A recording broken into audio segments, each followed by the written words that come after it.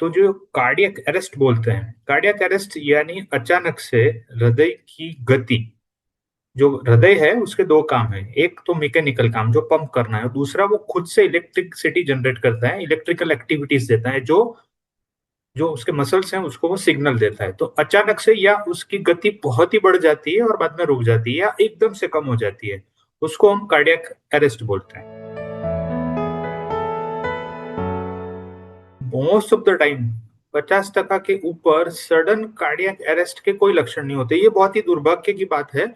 और sudden cardiac death जो उसके साथ रिलेटेड, सडन यानी कोई भी आदमी जिसकी डेथ अननेचुरल है, अनएक्सप्लेन्ड है, यानी वो नेचुरल नहीं है, किसी भी तरह से उसको समझा नहीं सकते, जो आदमी 24 घंटे पहले आपने उसे जीवंत देखा है लाइव, वो अचानक से मरा हुआ पाता है, उसके अंदर सडन कार्डियक अरेस्ट होने के चांसेस बहुत ज्यादा होते हैं।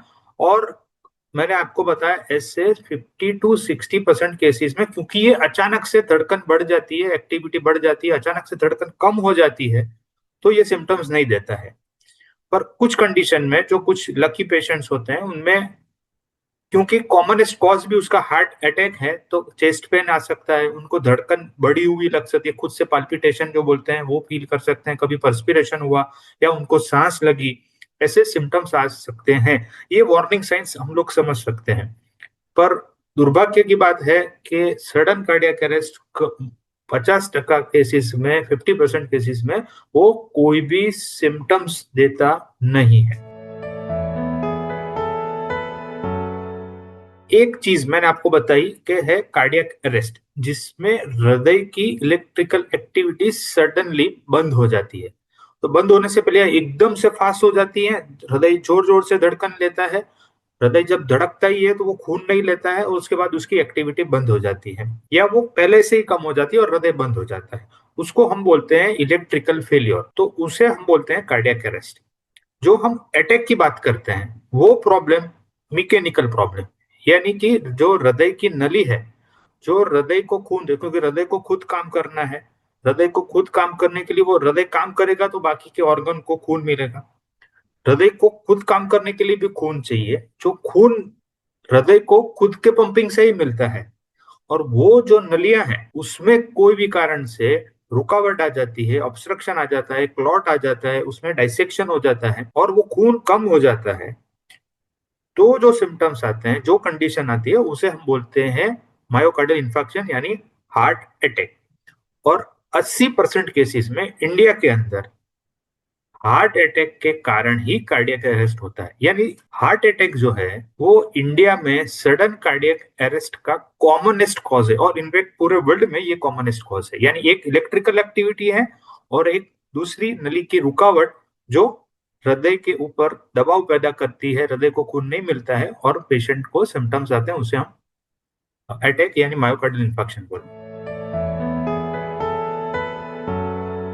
भारतीय मूल का होना ही एक ज्यादा रिस्क फैक्टर है, क्योंकि हम खुद ही, क्योंकि हमारे जीन्स ऐसे बने हुए हैं, हम हाइपरटेंशन डायबिटीज के लिए मोर प्रोन है, हमारी लाइफस्टाइल अभी चेंज हो चुकी है, हमारी पैटर्न फूड की चेंज हो चुकी है, उसकी वजह से हमें हृदय रोग होने के चांसेस, यानी जो कन्वेंशनल डिजीज बोलते हैं, हार्ट अटैक के चांसेस ज्यादा है। तो हमें हार्ट अटैक के चांसेस बढ़े हैं, तो क्योंकि हार्ट अटैक ही सडन कार्डियक अरेस्ट का कॉमनेस्ट कॉज है, इस तरह से ये जो रिस्क फैक्टर है, ये रिस्क फैक्टर वाला हर एक आदमी कार्डियक अरेस्ट के रिस्क पे है। पर उसे घबराने की बात नहीं है। कन्वेंशनली आप मुझे पूछेंगे, यानी सिंपल भाषा में, कि ये आदमी जो नॉर्मल घूम रहा है वो कार्डियक अरेस्ट पे रिस्क पे है तो नहीं। तो हम पेशेंट जो आते हैं उन्हें ये समझाते हैं, आपकी हार्ट की पंपिंग कम है, आपके फैमिली में कोई स्ट्रॉन्ग ऐसी हिस्ट्री है जिसको सडन यंग एज में कार्डियक अरेस्ट हुआ है, उनकी डेथ अनएक्सप्लेन्ड हुई है, उनको रिदम की यानी इलेक्ट्रिकल प्रॉब्लम की कोई बीमारी है, उनको कार्डियोमायोपैथी यानी जो पंपिंग जो है हृदय का कम हो चुका है, या हृदय की जो वॉल थिकनेस है वो ज्यादा है, उनको हम कार्डियोमायोपैथी बोलते हैं, वो भी दो तीन प्रकार के होते हैं। तो ऐसी बीमारी उनके अंदर होती है, मायोकार्डाइटिस है, यानी हृदय के मसल का इन्फ्लामेशन हो जाना, वायरल इन्फेक्शन कॉमनेस्ट कॉज होता है। तो ऐसी बीमारी है, वो conventionally high risk of sudden cardiac arrest के हैं, हाई रिस्क है। पर क्योंकि भारतीय जो मूल है और हमारा रिस्क फैक्टर काफी पिछले 2-3 दशकों से कार्डियक डिसीज हमारे बढ़ रहे हैं, इसलिए हम बेसिकली 50 साल की उम्र के बाद सडन कार्डियक अरेस्ट के रिस्क फैक्टर में ही आ जाते हैं। हम लोग ने जब पढ़ाई शुरू की और हम लोग जेई क्वेश्चंस जब हमारे अध्यापकों से पूछते हैं तो हमें एक ही आंसर मिलता था, सीपीआर, सीपीआर एंड सीपीआर, यानी उसकी ट्रीटमेंट ही सीपीआर ही है। अब सीपीआर कैसे करना है ये हर एक आदमी को इंडिया में आना ही चाहिए। स्कूल में बच्चों को सिखाना चाहिए, एयरपोर्ट, रेलवे स्टेशन, वहां के पैसेंजरों में वहां पे स्पेशल आदमी होना ही चाहिए। जब भी कार्डियक अरेस्ट होता है, आप अकेले हैं या आपके साथ 4-5 लोग हैं, आप सपोर्ट में हैं, इमीडिएटली आपको मदद के लिए पुकारना है, आपको सीपीआर चालू करना है। सीपीआर में दो चीजें याद रखनी है, आपको 100 बीट्स पर मिनट से कॉम्प्रेशन देना है, पेशेंट के बाजू में बैठ के देना है। आपको middle of the chest compression देना है, चेस्ट कॉम्प्रेशन 5 सेंटीमीटर तक नीचे स्टर्नम की मूवमेंट करनी चाहिए। 30/2 का रेशियो चाहिए, यानी आप 30 बार कॉम्प्रेशन करते हैं फास्ट, 2 बार उसको ब्रीथिंग देते हैं, इसको सीपीआर बोलते हैं। आपके पास जब कुछ अवेलेबल नहीं है, आपके पास डिफिब्रिलेटर जो शॉक देते हैं वो मशीन अवेलेबल है, तो आपको सीपीआर चालू करके इमीडिएटली उसे ऑन करना है और कार्डियोवर्ट करना है। कार्डियक अरेस्ट का इलाज ही सीपीआर। तो सीपीआर करके पहले पेशेंट को रिवाइव करना है, क्योंकि ये इतना इंपॉर्टेंट है।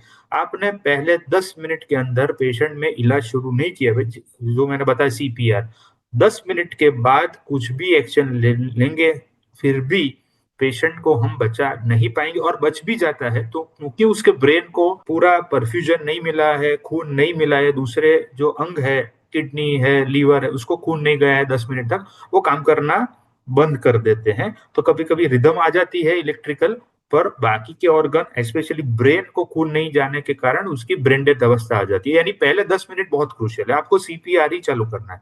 आपको सीपीआर करके हेल्प के लिए बुलाना है इलेक्ट्रिकल वर्जन। जब एक बार उनकी रिदम आ जाती है, उसके बाद आपको नजदीक के अस्पताल में जाना है, पेशेंट को पहुंचाना है, और उसके बाद जो कारण है उसका, मैंने बताया 80% में तो हार्ट अटैक ही कारण है, तो जो भी कार्डियोलॉजिस्ट है, जो भी डॉक्टर है, जो भी फिजिशियन है आपके, वो उस हिसाब से उसकी ट्रीटमेंट चालू कर देता है। अटैक है, नली खोल के एंजियोप्लास्टी कर देता है।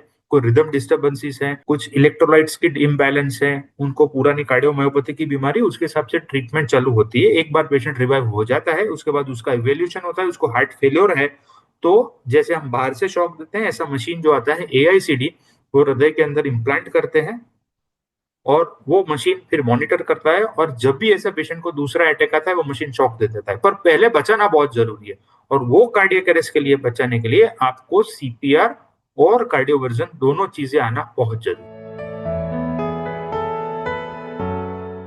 Prevention is better than cure, so वहां से प्रिवेंशन से चालू होता है। तो क्यों होता है उसकी जड़ तक जाना है। मैंने आपको पहले बताया 80% के अंदर भारत में और पूरे वर्ल्ड में आप देखें तो कार्डियक अरेस्ट का सबसे कॉमन कॉज क्या है, हार्ट अटैक। हार्ट अटैक क्यों आता है, क्योंकि उसका रिस्क फैक्टर्स है। जो जो रिस्क फैक्टर हैं हम उसको मैनेज करेंगे तो हमारे चांसेस काफी कम हो जाएंगे। बाद में जो फैक्टर रह जाते हैं वो जेनेटिक कॉजेज, फैमिली वाले कॉजेज रह जाते हैं। तो जो जेनेटिक और फैमिली वाले कॉज है उनमें एग्रेसिवली स्क्रीन करना है, जैसे कि बच्चों के अंदर स्कूल के अंदर से स्क्रीनिंग चालू करते हैं, स्पोर्ट्स पार्टिसिपेशन के टाइम पे उसको बच्चों को पकड़ना जरूरी है। तो काफी जगह पे जो पश्चिमी ये देश हैं, अमेरिका है, वहां पे स्कूल से स्क्रीनिंग उसका चालू करते हैं। 18 ईयर से पहले जो भी स्पोर्ट्स पार्टिसिपेशन होता है वहां से एक बार ईसीजी होके वो देख लेते हैं कि कोई ऐसा कॉज नहीं है जो उनमें इलेक्ट्रिकल एक्टिविटी का डिस्टर्बेंस कर ले। बच्चों को स्क्रीनिंग के बाद दूसरा आता है एडल्ट पेशेंट्स का। तो एडल्ट पेशेंट में सडन कार्डियक डेथ, मायो यानी अटैक वाला, तो वो रिस्क फैक्टर स्क्रीनिंग है, कोलेस्ट्रॉल देखना है, ब्लड प्रेशर देखना है, उसकी ट्रीटमेंट करनी है, डायबिटीज कंट्रोल करना है। तो जितने आपके रिस्क फैक्टर हैं आपको उसको मैनेज करना है। तो 80% के अंदर अटैक वाला रूल लागू होता है, तो उसके प्रिवेंशन में अटैक प्रिवेंशन का ही रूल अप्लाई होता है, वही लागू होता है।